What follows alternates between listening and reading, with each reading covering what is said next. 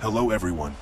Today, I will recap the movie Real Steel, which is set in a world where super machines are gradually replacing humans. In the ring, boxers have officially lost their jobs. Charlie used to be a famous boxer, but now he is just a fighter who has passed his prime and fallen into heavy debt. With all the money he had and borrowed from various sources, he bought himself an old and ugly robot named Ambush. He brought it to a fair, where the kids saw Ambush and asked to take pictures. Charlie asked for $5, but of course, they didn't agree. Even when he kindly reduced the price by half, they still refused. He brought Ambush inside, but Ambush's opponent was more formidable than previously agreed upon. Therefore, he requested a bet of $20,000. Ricky provoked Charlie, claiming that Charlie had no money. Charlie bragged that he had enough money to fill a truck. The fight quickly began, and Ambush appeared amid cheers from the audience. Relying on his fighting experience, Charlie controlled Ambush, dodging his opponent's attacks and timing his moves to deliver a devastating punch. Charlie celebrated amid cheers from everyone. However, due to his underestimation, the bull gored Ambush, causing it to lose a leg. Charlie quickly asked to stop the fight, but Ricky did not agree. After being gored by the bull again, Ambush became a pile of scrap metal. Charlie asked the kids to retrieve Ambush's leg, but they demanded a ransom of $5. With no other choice, Charlie ran away before Ricky could catch him. Suddenly, he noticed two people chasing him and quickly punched them, thinking they were creditors. Unexpectedly, he received news that his ex-girlfriend had just passed away. Charlie needed to take responsibility for his 11-year-old son. At the trial, the boy's aunt, Deborah, was fighting for custody of her nephew. However, by law, the court granted custody to Charlie. Charlie only wanted to give custody to Deborah. At that moment, he noticed Marvin, Deborah's wealthy husband. Charlie devised a plan to give the boy to an orphanage, which would force Marvin to pay him $100,000 in exchange for custody to please his wife. Marvin gave half the money in advance and asked Charlie to take care of the boy while they were busy abroad. Charlie was delighted by this windfall and quickly contacted someone to buy a new robot. Then, he went to Towlette, the owner of a gym that was about to close down because Charlie owed her money and she couldn't afford to keep it open. However, her love for him never faded, so she continued to repair robots for Charlie. At this time, Deborah brought Max. She was completely unaware of the transaction between Charlie and Marvin. The meeting between father and son was even more awkward when Max learned that his father had sold him to buy a robot. He asked for half the money, but Charlie refused because he had none. Max was very hurt, but when he went inside, he saw his father's new robot, Noisy Boy, a famous fighter in the boxing world. The boy was very fond of these robots, and Charlie was also very happy and tried to command it. However, Noisy Boy did not move. It turned out that it only understood Japanese. Towlette found a way to convert it to English.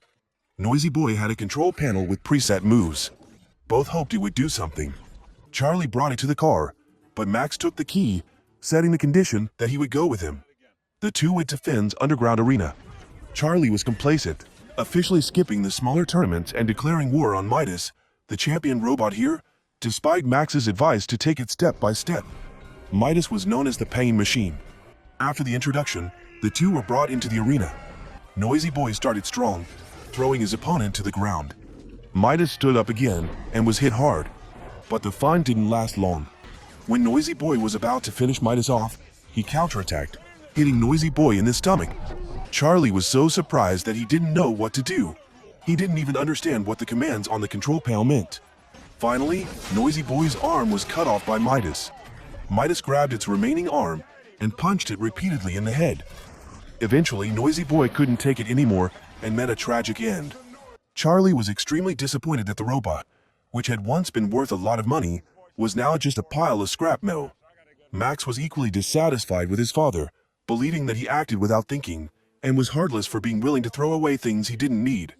Charlie was speechless, only knowing how to expel after Max into the car. Out of money, he bought a new robot. That night, the two went to the junkyard to find equipment to assemble one themselves. It was pouring rain as Charlie searched, and told his son about his golden age, but Max was careless and stood at the edge of a deep hole. Just as Charlie noticed this, the ground collapsed. Max fell a short distance, but luckily got caught in the arm of a robot and was held there. Charlie quickly ran down, grabbed his son's hand and successfully pulled him up. At that moment, Max discovered a robot buried underground. He wanted to take it home because it had saved him, but Charlie disagreed and left him behind. Max did not chase after his father, but dug up the robot himself. The rain caused the soil to slide, and by the next morning, he had successfully pulled it out. In any case, this robot had saved his life, but Max was still angry. He blamed Charlie for being the worst father. When he got home, Charlie asked Talat to help him, assembled a pile of scrap metal he had found into a new robot.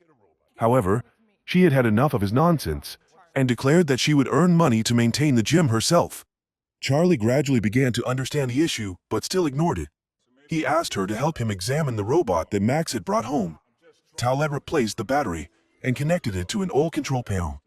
The robot that Charlie had thought was trash sat up, and not only that, it also began to imitate the actions of the person opposite it. Now it was Charlie and his father's turn to fight over the robot. Charlie wanted to take it apart, but Max didn't agree. The boy took it to wash. After all the mud was removed, Max saw the name Adam and decided to ask his father if he could take it to the arena. However, Talat said it was outdated and just a training robot. Except for its high endurance and ability to replicate movements, it had no capacity for counterattacks. Despite this, Max was determined to bring Adam to the arena. He grew fond of the robot because Adam was probably the only one willing to listen to him and play with him. One day, thanks to Talat, Max learned that his father used to be a very famous boxer and had even beaten the world's #2 boxer. Charlie stepped in, thinking that winning or losing was the most important thing.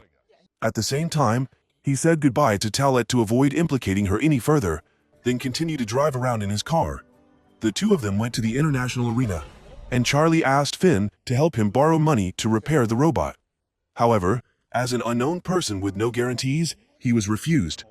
While Max was waiting for his father, he saw Zeus, the best robot at that moment. That robot was praised as an undefeated iron puncher, designed by the top genius in the sport. The boy looked at Zeus with admiration, and was even tossed a towel of Zeus by the robot staff. Desperate after failing to borrow money, Charlie had to wait for Max to watch Zeus fight in the ring. The robots that fought against Zeus were all shattered into pieces. The father and son had differing opinions and argued again. Charlie decided to bring Adam to fight the next day to extinguish his son's vain hopes. The following morning, he was awakened by the alarm, and it turned out that Max had spent the entire night programming Adam's fighting moves. They set off for the tournament, where the boss offered 100 for a round, but Max confidently asserted that they would earn 300. Seeing the boy's enthusiasm, the boss said that if Adam could last through one round, he would give Max $1,000. This time, the opponent was a robot named Metro, with a wild appearance and one arm equipped with a hammer. Max took control, but Adam, while able to withstand the opponent's attacks, did not respond in any other way. Max was just a kid, and still quite confused about controlling and limiting Adam's moves. And when Adam was hit continuously and fell to the ground, Max rushed to his side and shouted for Adam to stand up. Remarkably, Adam woke up just as the clock rang to end the first round.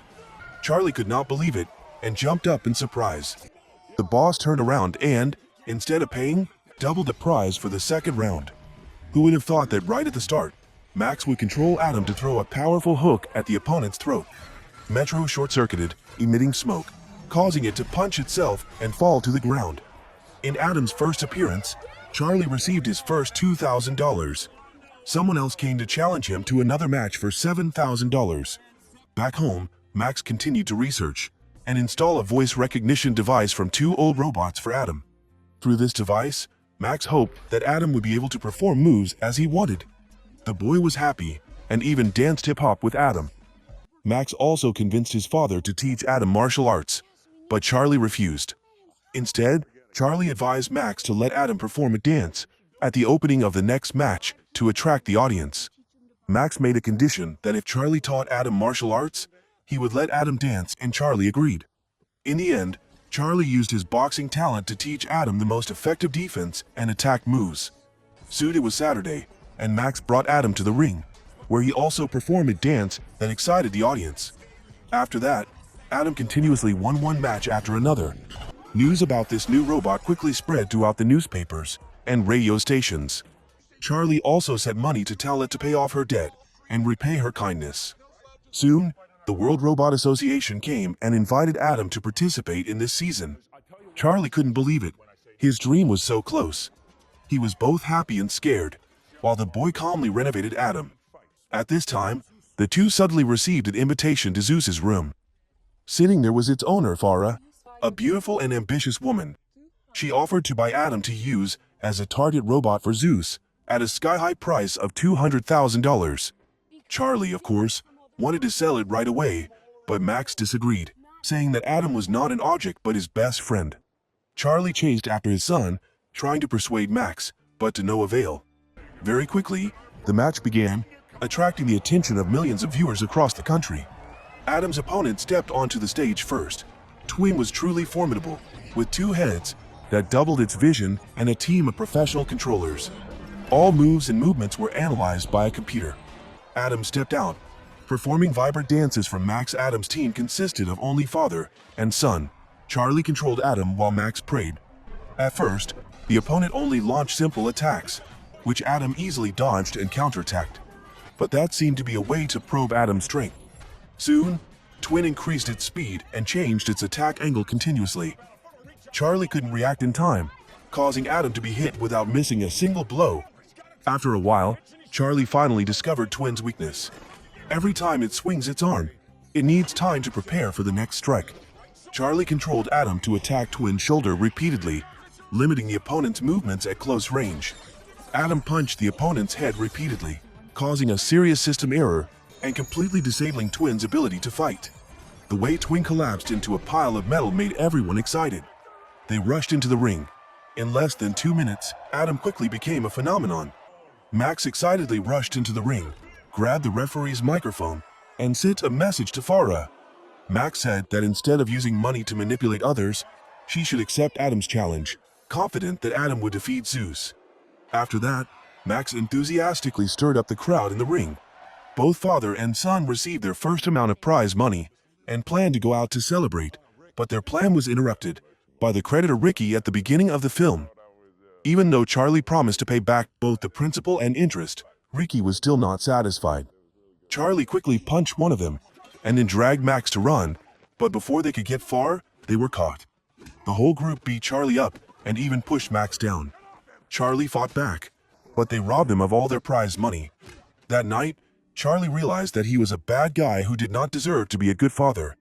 So he decided to contact Deborah to bring the boy to them, and also not to accept the remaining money from Marvin. In return, Max was extremely disappointed. The boy reacted violently and asked him to let him stay by his side. They still had to work together to realize their dream of making Adam the reigning champion. Looking at the boy's pitiful eyes, Charlie wavered a bit, but in the end, he still let him go because he wanted the best for his son. Before leaving, Max choked up and said that he wanted Charlie to fight for him. That was all he wanted. On the way back, remembering the memories with Max and Adam, Charlie was extremely confused and sad, so he went to Talet's gym. Talet told Charlie that Max needed a father, not a rich life. But Charlie felt that he was not worthy of the boy. Talet said that what he needed to care about was Max's feelings, and to understand what the boy wanted. This advice lifted Charlie up.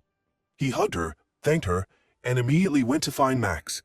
When he met Max, Charlie tried to express all his regret. He apologized for all the hurt he had caused the boy, and now he had come to make amends. Behind Charlie was Adam, and the three of them were about to step into the arena again. This moved the boy deeply, and fortunately, Deborah was a kind and understanding woman. She allowed and supported the father and son. On the day of the match, people flocked to the New York arena, excitedly discussing the two fighters. Not long after, Adam's team stepped into the ring as the challengers, receiving a lot of cheers from the crowd. However, Farah let the host continuously praise Zeus while looking down on Adam. Outside, Ricky also arrived, confidently betting $100,000 that Adam would not make it past the first round. Inside, Zeus appeared, described by the host as an undefeated god of war. As soon as the match started, Adam took a punch from Zeus and fell face down on the floor. But after being urged by Charlie, he propped himself up with his hands. Before he could stand up completely, he was punched repeatedly by Zeus and forced into a corner. Despite Charlie's efforts to help Adam escape the corner, He was knocked down and fell to the floor 3 times. With Max's strong encouragement, Adam heard them and stood up again. This time, he successfully landed a punch from below to Zeus's jaw, which truly stunned Zeus. Everyone was surprised. For an outdated machine like Adam, even touching Zeus was already a significant achievement. Taking this opportunity, Adam continuously attacked, putting pressure on Zeus and forcing him into the corner, much to everyone's astonishment.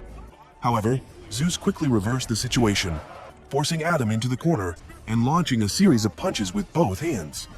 The bell rang to end the first round, and Adam was still on his feet. Charlie and Max were worried. They climbed up to the private stands.